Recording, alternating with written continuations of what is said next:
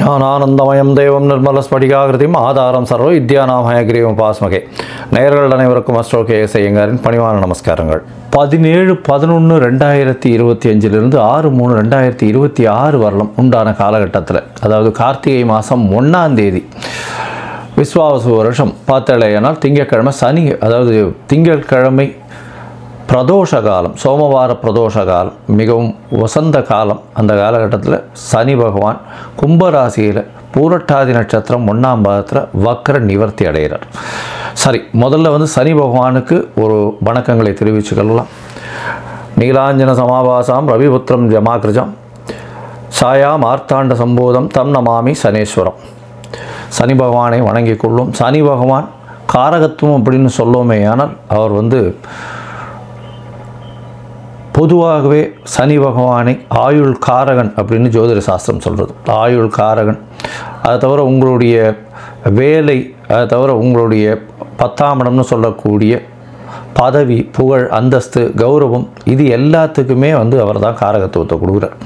அது தவிர உங்களுடைய தொழில், ஜீவனம் அப்படின்னு சொல்லக்கூடியது, கடன், நோய்வாய்ப்படுதல், அது தவிர ஹாஸ்பிட்டலில் போய் அட்மிட் ஆகிறது, அசிங்கப்படுறது, அடுத்தவாகிட்ட அவமானப்படுறது, முடிஞ்ச வரலும் மறைஞ்சி வாழக்கூடிய காலகட்டம்.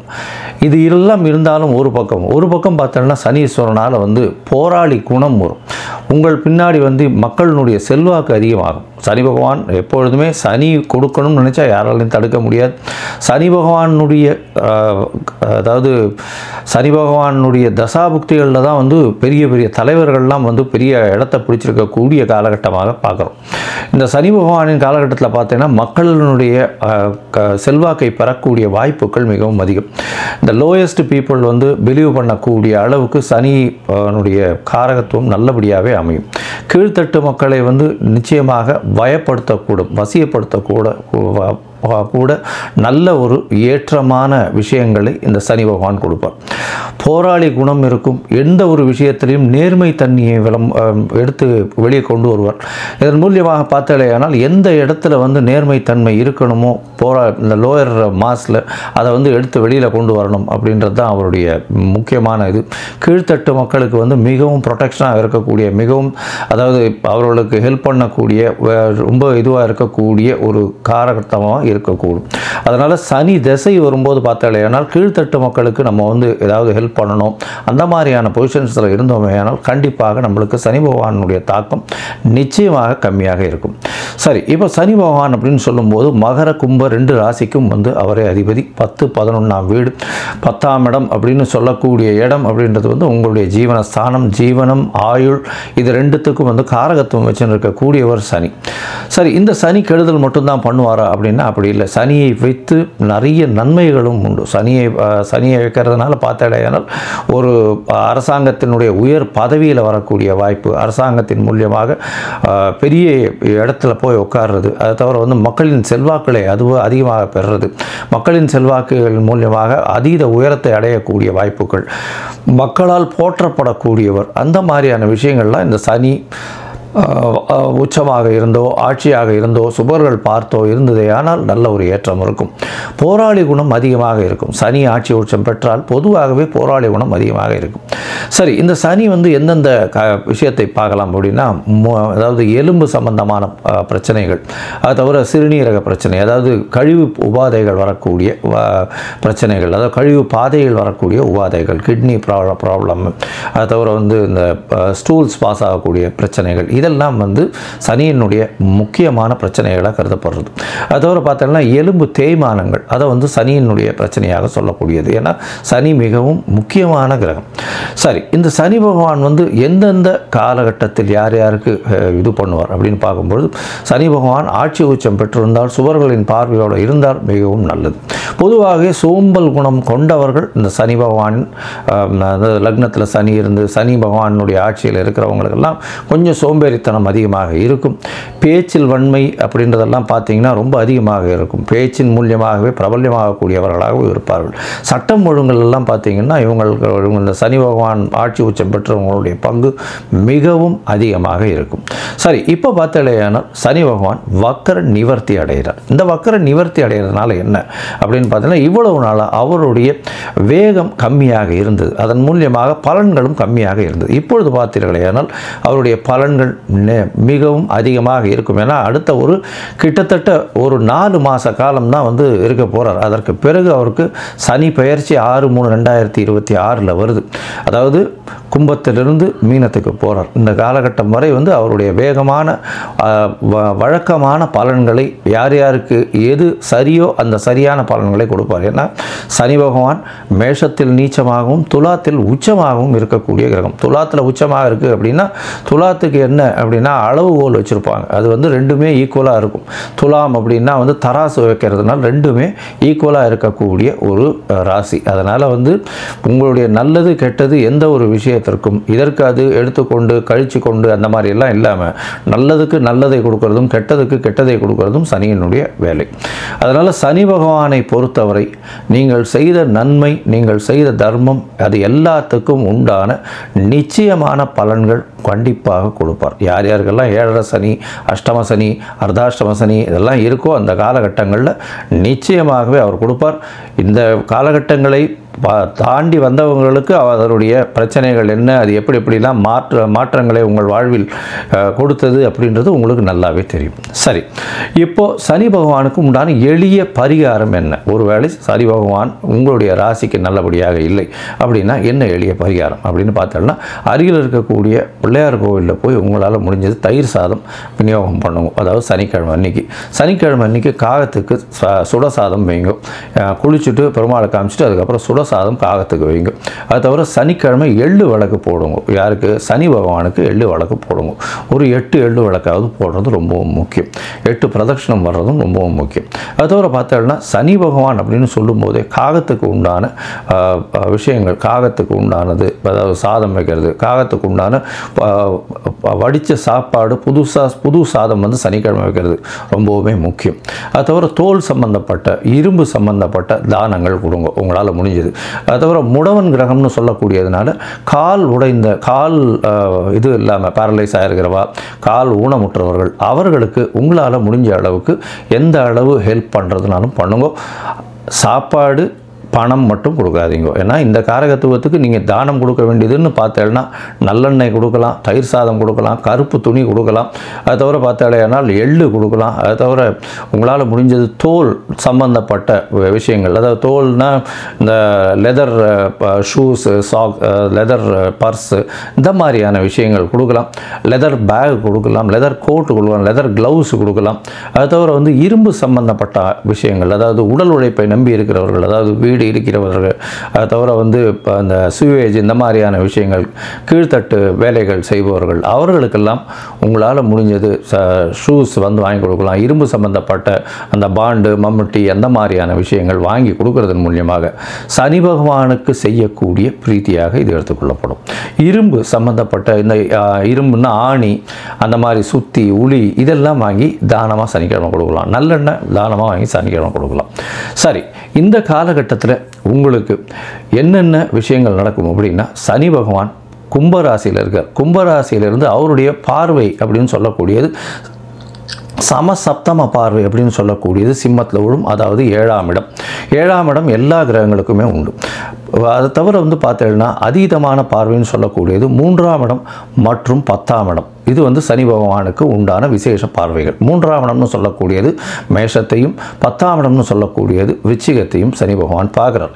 இந்த காலகட்டத்தில் சனி பகவானின் பார்வையில் படக்கூடிய ராசிகளுக்கும் சிறு சிறு பிரச்சனைகளும் கண்டங்களும் வரக்கூடிய வாய்ப்புகள் மிகவும் அதிகம். சரி, இந்த காலகட்டத்தில் சனி பகவானுக்கு உண்டான எளிய, அதாவது காயத்ரி மந்திரம்னு சொல்லக்கூடியது ஓம் சனேஸ்வராய வித்மஹே சாயா புத்ராய தீமஹி தன்னோ சனேஸ்வர பிரசோதயாத்து அப்படின்றத ஒரு 8 தரம் ஒரு நாளைக்கும் சொல்லிட்டு வாங்க. நான் என்னுடைய யூடியூப் சேனல்லையும் வந்து அதை லிங்க் போடுறேன் பாருங்கள். அதை பார்த்து 8 தரம் சொல்லிட்டு வாங்க. உங்களுக்கு வரக்கூடிய பிரச்சனைகள் எல்லாமே சூரியனை கண்ட பனி போல நிச்சயமாக கரைந்து போகும். சரி, இப்போது மேஷம் முதல் மீனம் வரை ஒரு ராசியாக சனி பகவானுடைய பெயர்ச்சி, அதாவது வக்ர நிவர்த்தி எந்த மாதிரியான மாற்றத்தை கொடுக்கும் அப்படின்றத பார்ப்போம். உங்களுக்கு ஜோதிடத்திற்கு, அதாவது அஸ்ட்ராலஜிக்கல் கன்சல்ட் வேணும் அப்படின்னா, ஜோதிடத்திற்கு உண்டான கன்சல்டேஷன் வேணும்னா நீங்கள் உங்களுடைய date, time, place of birth, உங்களுடைய பெயர், உங்களுடைய தாய் தகப்பனார் பெயர் எனக்கு அனுப்பி வைங்க. என்னுடைய கட்டணம் என்னன்னு சொல்கிறேன். அந்த கட்டணத்தை நீங்கள் அனுப்பிச்சிட்டு அதற்கு பிறகு உங்களுக்கு நான் அப்பாயின்மெண்ட் தரேன்.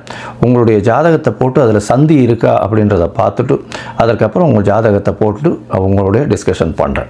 இப்போ நிறைய பேர் 50 வயசு 60 வயசு ஆனவாள்லாம் கூட சந்தி இருக்கிறது தெரியாமையே ரிஷபராசி மிருகசீரிஷ நட்சத்திரம் நினச்சிட்டு இருப்பா. ஆனால் மிதுன ராசி மிருகசீரிஷத்தில் இருப்பாள்.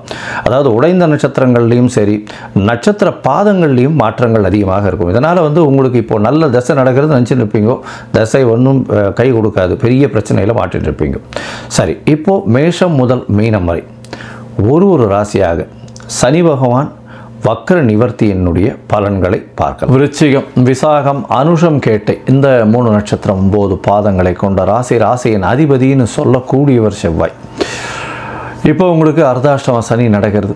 17/11/2023 6/3/2026 வரலாம் வக்ர நிவர்த்தி அடைகிறார். இவ்வளோ நாள் வக்கரகதியில் இருந்ததுனால ஓரளவு பரவாயில்லாமல் போயிருந்தது. இருந்தாலும் அலைச்சல் கொஞ்சம் அதிகமாக இருக்கும். உடல் நலத்தில் பின்னடைவு இருக்கக்கூடிய வாய்ப்புகள் நிச்சயமாக உண்டு. இப்போது பார்த்தோன்னா வக்ர நிவர்த்தியாளர் அதாவது 4ஆம் இடத்துலையே உங்களுடைய சுகங்கள் நிச்சயமாக குறையக்கூடிய வாய்ப்புகள் உண்டு. உங்களுடைய சுகங்கள் மட்டுமல்ல, தாயின் உடல்நலையில் சற்று பின்னடைவு இருக்கும். படிக்கக்கூடிய மாணவியர்களுக்கு சற்று பின்னடைவு இருக்கும். 10 தரம் இல்லை 25 தரம் படித்தாலும் மனசில் மைண்டில் வரவே வராது. அதனால் கண்டினியூஸாக ஒரு 10 தரம் ப்ராக்டிஸ் பண்ணிகிட்டே இருக்கிறது ரொம்ப நல்லது. அதுவும் இந்த 10th +2 படிக்கிற மாணவர்களுக்கு இப்போ மார்ச் மாதம் எக்ஸாம்ஸ் எல்லாம் வர ஆரம்பிச்சிடும். அதனால் இந்த காலகட்டத்தில் அவர்கள் அதிகமாக கவனம் செலுத்துவது ரொம்பவுமே முக்கியம். அதுவும் அர்த்தாஷ்டம சனி இருக்கிறதுனால சில்லி மிஸ்டேக்ஸ்னால நிச்சயமாக மார்க் தவற விடக்கூடிய வாய்ப்புகள் உண்டு. அதனால் கொஞ்சம் ஜாகிரதையாக பார்த்துக்கிறது நல்லது. சனி பகவான் உங்களுடைய ராசிக்கு 4ஆம் இடத்துல வக்ர நிவர்த்தி ஆகிடுறார். இந்த காலகட்டத்தில் பார்த்தோம்னா புதிய வீடு அமையும். ஆனால் டாக்குமெண்டெல்லாம் கொஞ்சம் பார்த்து பண்ணுங்க. டாக்குமெண்டேஷன் அரசாங்க சிக்கல்களில் போய் மாட்டிக்காதீங்க. புதுசாக வாங்குறதா இருந்ததுன்னா அதனுடைய என்கம்ஃபரன்ஸ் அதெல்லாம் சொல்கிறா இல்லையா, அதாவது ஈசி போட்டு பார்க்குறது, அது எல்லாத்தையும் ஒழுங்காக போட்டு பார்த்து அதுக்கப்புறம் வாங்குங்க. யாருக்கிட்டேருந்து வாங்குறீங்களோ அந்த நிலத்தினுடைய உரிமையாளரோட பேசி வாங்க முடியும்னா நல்லது. அந்த மாதிரியான விஷயங்களை பார்த்து பண்ணிக்கோங்க. ஏன்னா நடுவில் இருக்கக்கூடியவரை வச்சு போகும்போது சில நேரத்தில் தவறுகள் நடக்கக்கூடிய வாய்ப்புகள் உண்டு. அதனால் கொஞ்சம் ஜாகிரதையாக போகிறது நல்லது. இந்த காலகட்டத்தில் உங்களுக்கு 4ஆம் இடத்துல போய் சனி பகவான் இருக்கிறதுனால வீடு, வண்டி இதெல்லாம் வாங்கக்கூடிய வாய்ப்புகள் நிறைய வரும். ஆனால் எல்லாத்துலேயும் டாக்குமெண்டேஷன் கரெக்டாக இருக்கான்னு பாருங்கள். அரசாங்கத்தினுடைய சொல்லக்கூடிய விஷயங்களை கடைபிடித்து செல்வது, வண்டி வாகனங்கள் ஓட்டும் போதும் சரி, அரசாங்கம் சொல்லக்கூடிய விஷயங்கள் எல்லாத்தையும் கடைபிடிக்கிறது நல்லது. அதாவது தேவையற்ற இந்த பானங்களை குடிக்கிறது அந்த மாதிரியான விஷயங்கள்லாம் வச்சுக்காதீங்க. அது பிரச்சனையில் கொண்டு போய் கொடுக்கும். அதுவும் அரசாங்கத்தின் சொல்லக்கூடிய விஷயங்களில் நீங்கள் பண்ணலைன்னா பிரச்சனைகள் நிச்சயமாக உண்டு. இந்த காலகட்டத்தில் உங்களுடைய தாயின் உடல்நிலை சற்று பின்னடைவு இருக்கக்கூடிய வாய்ப்புகள் உண்டு. சரி, 4ஆம் இடத்துல இருக்கக்கூடிய சனி பகவான் உங்களுடைய ராசிக்கு 6ஆம் இடத்தை பார்க்குறார். அதை தவிர 10ஆம் இடத்தை பார்க்குறார். உங்கள் ராசியை பார்க்குறார். உங்கள் ராசியை பார்க்குறதுனால உடல்நலத்தில் சற்று பின்னடைவு இருக்கக்கூடிய வாய்ப்புகள் நிச்சயமாக உண்டு. அதனால் ஜாகிரதையாக இருங்க. அலைச்சல் ரொம்ப அதிகமாக இருக்கிறதுனால ஓவராக ஸ்ட்ரெயின் பண்ணிக்கிறது நல்லதில்லை. உடல் நலத்தை கொஞ்சம் ஜாகிரதையாக பார்த்துக்கிறது நல்லது.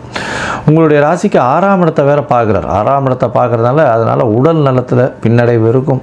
தேவையில்லாமல் என்னால் தான் எல்லாத்தையும் பண்ண முடியுன்றது, எல்லாத்தையும் இழுத்து போட்டுன்னு பண்ணுறது அப்படின்றது உங்களுடைய வயசுக்கு ஏற்ற மாதிரி பண்ணுறது ரொம்பவும் நல்லது. இந்த காலகட்டத்தில் எல்லா விஷயத்திலையும் எல்லா போட்டிகள்லையும் வெற்றி பெறக்கூடிய வாய்ப்புகள் உங்களுக்கு நிச்சயமாக உண்டு. அது தவிர பார்த்தாலேயானால் தொழிலில் சிறு சிறு மாறுதல்கள் இருக்கும், ஏற்றங்கள் இருக்கக்கூடிய வாய்ப்பு இருந்தாலும் 10ஆம் இடத்துல பார்வையை செலுத்துறதுனால சனி பகவான் தொழிலில் காம்படிஷன் அதிகமாக இருக்கும். சிறு சிறு பிரச்சனைகள் வரும். அதுவும் இந்த விருச்சிக ராசிக்காரர்கள் பார்த்தாலேயானால் மைனிங் இண்டஸ்ட்ரி, எர்த் மூவர், அது தவிர இந்த டாக்ஸி வண்டி ஓட்டுறவங்க, இரும்பு சம்பந்தமான வியாபாரங்கள் பண்ணுறவங்க, அயர்ன் அண்ட் ஸ்டீல் வியாபாரம் பண்ணுறவங்க, அது தவிர போர்வெல் போடுறவங்க, இவங்களுக்கெல்லாம் காம்படிஷன் லெவல் ரொம்ப அதிகமாக இருக்கும். அதனால் உடல் உழைப்பு ரொம்ப அதிகமாக தேவைப்படும். உடல் நலம் சற்று பின்னடைவு ஏற்படக்கூடிய வாய்ப்புகள் நிச்சயமாக உண்டு. சரி, இந்த காலகட்டத்தில் இந்த விருச்சிக ராசிக்காரர்களுக்கு பார்த்தாலேயானால் இந்த சனி வக்ர நிவர்த்தி உடல் நலத்தில் சற்று கவனமாக இருக்கிறது நல்லது. அலைச்சல் ரொம்பவுமே அதிகமாக இருக்கக்கூடிய காலகட்டம். பணவரவுக்கு பிரச்சனை இருக்காது, கவலைப்பட தேவையில்லை. எல்லா விதமான கடன்களையும் நிச்சயமாக அடைத்து விட முடியும். கடன்களிலிருந்து மீண்டு எழக்கூடிய வாய்ப்புகளை நிச்சயமாக கொடுக்கும். அது தவிர பார்த்தீங்கன்னா தொழிலில் வந்து இவ்வளவு நாளாக முடங்கி இருந்த தொழிலெலாம் வந்து ஏற்றம் கொடுக்கக்கூடிய காலகட்டம் இருந்தாலும் உங்களுக்கு கீழ்ப்படிந்து நடக்கக்கூடியவர்கள் மூலியமாக சிறு சிறு தொல்லைகள் வரக்கூடிய வாய்ப்புகள் நிச்சயமாக உண்டு. உங்களுடைய ராசிக்கு பார்த்தீங்கன்னா அதாவது 10ஆம் இடத்தை சனி பார்க்கறதுனால தொழிலில் மாறுதல்கள் ஏற்றங்கள் இதெல்லாம் வந்து நல்லபடியாகவே வர்றதுக்கு வாய்ப்புகள் நிச்சயமாக உண்டு. உங்களுடைய ராசியை பார்க்கறதுனால ரொம்பவும் ஸ்ட்ராங்கான டெசிஷன்ஸ் எல்லாம் ரொம்ப எடுக்காதீங்க, பொறுமையாக இருக்கிறது நல்லது. ஏன்னா எந்த ஒரு டெசிஷன் எடுக்கும்போது சனி பார்வை இருக்கிறதுனால சற்று தவறுதலான டெசிஷன் எடுக்கக்கூடிய வாய்ப்பு உண்டு. அவசரப்பட்டோ பதட்டப்பட்டோ எந்த ஒரு முடிவையும் இந்த காலகட்டத்தில் எடுக்க வேண்டாம்.